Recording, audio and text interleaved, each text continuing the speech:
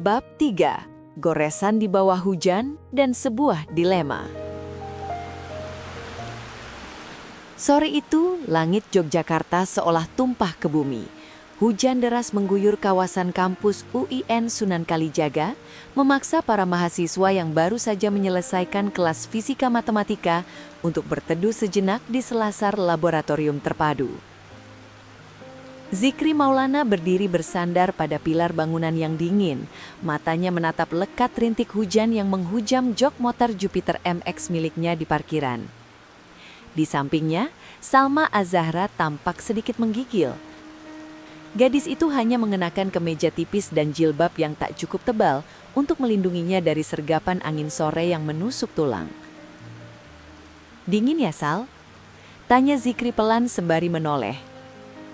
"Iya, lumayan Zik. Biasanya di Pemalang kalau hujan tidak sedingin ini," jawab Salma sembari merapatkan tas ke dadanya, mencoba mencari sedikit kehangatan. Tanpa banyak bicara, Zikri melepas jaket denimnya yang pudar lalu menyampirkannya dengan hati-hati ke bahu Salma. "Pakai saja, aku sudah terbiasa dengan dinginnya Wonosobo. Ini tidak ada apa-apanya dibanding kabut Dieng." Salma tertegun. Aroma parfum Zikri yang maskulin namun lembut seketika memenuhi indera penciumannya dari jaket tersebut. Di balik balutan jaket itu, jantung Salma berdegup kencang. "Terima kasih ya Zikri, kamu selalu baik sekali." Untuk membunuh kebosanan, Zikri mengeluarkan sketchbook dan sebilah pensil dari tasnya. Satu lagi talenta tersembunyi yang ia miliki. Jemarinya mulai menari, menggoreskan pensil di atas lembaran yang memperlihatkan sketsa wajah seorang wanita bersayap dengan gurat wajah sendu. Suara goresan pensil itu berpadu harmonis dengan irama air hujan di luar sana. Salma tak ingin mengganggu konsentrasi itu. Ia hanya diam memperhatikan profil wajah Zikri dari samping. Dalam diri pemuda itu, ia menemukan ketenangan, kecerdasan, dan kesederhanaan yang selama ini ia cari. Dalam diam, Salma berbisik dalam hati, "Ya Allah, apakah ini jawaban atas doa-doaku?" "Zik," panggil Salma lirih. Zikri menghentikan gerakan pensilnya. "Kenapa, Sal? Kamu sudah ada rencana belum Sabtu besok? Ada pameran buku di Convention Hall. Aku ingin ke sana, tapi tidak ada teman." Salma memberanikan diri. Ini adalah kali pertama ia mengajak seorang pria pergi secara personal. Zikri terdiam sejenak. Ia menangkap binar harapan yang tulus di mata Salma. Sebagai pria yang peka, ia tahu ini bukan sekedar urusan mencari buku. Ini adalah sebuah undangan perasaan. "Sabtu ya? Waduh, sepertinya aku harus servis jupe Sal. Terus ada janji juga dengan anak-anak Mapala." Zikri mencoba menolak secara halus, meski sebenarnya jadwalnya masih kosong. Wajah Salma seketika berubah, ada gurat kekecewaan yang coba ia sembunyikan di balik senyum tipisnya. "Oh, begitu ya Zik.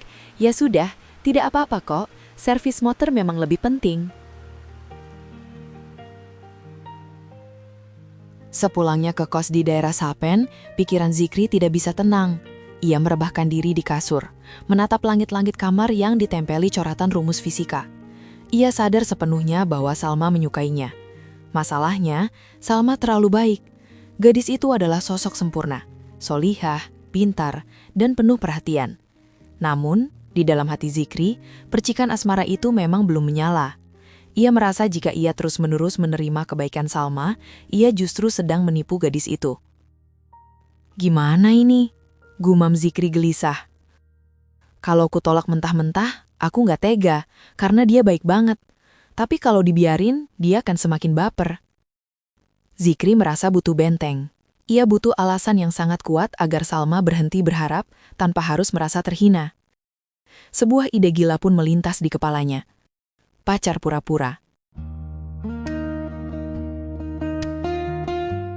Zikri mulai memindai daftar teman sekelasnya di grup WhatsApp.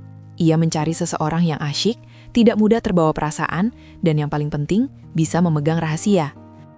Matanya terhenti pada satu nama, Zulfa Anindya Larasati.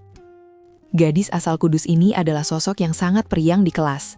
Ia sering menolong teman-teman yang kesulitan saat praktikum, terlihat ramai namun tetap ramah, dan yang paling penting, Zulfa adalah tipe orang yang santai dalam urusan asmara.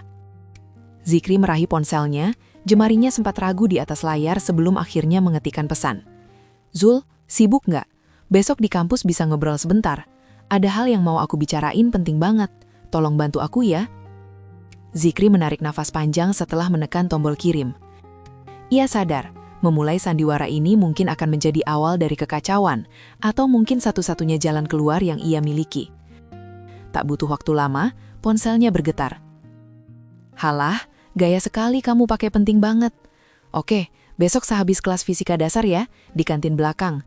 Jangan lupa bawa gorengan sebagai biaya konsultasi." Balas Zulfa lengkap dengan emoji tertawa. Zikri tersenyum tipis. Zulfa memang orang yang paling tepat. Bicaranya yang terkesan asal-asalan dan sifatnya yang humble selalu berhasil mencairkan suasana.